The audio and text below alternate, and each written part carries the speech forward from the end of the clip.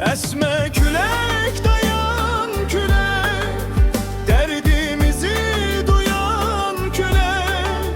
Sesini al yavaşça geç, kalbimizi yoran külek. Esen külek, coşan külek, ne sözün var söyle göre. Gece gündüz ses savursan, yeri göğü hey dolaşan. Kalbimize huzur getir, sakit sakit es ey külek. Esme külek dayan külek, derdimizi duyan külek. Sesini al yavaşça geç, kalbimizi yoran külek.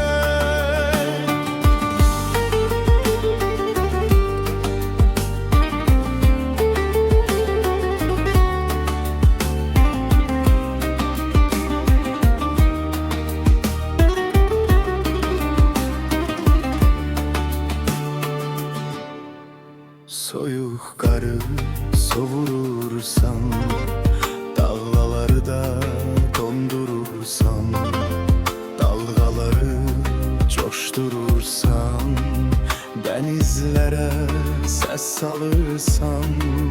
Korku salma könüllere, sakitçe es yorgun külek. Esme külek dayan külek, derdimizi duyan külek. Sesini al yavaşça geç, kalbimizi yoran külek.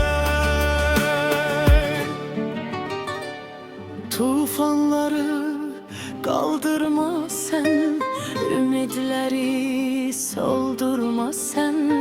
Denizde bir sevenim var, yolum ona düşenim var. Mehabbete dokunma hiç, sevgimizi kırma külek. Esme külek dayan külek, derdimizi duyan külek. Sesini al yavaşça geç,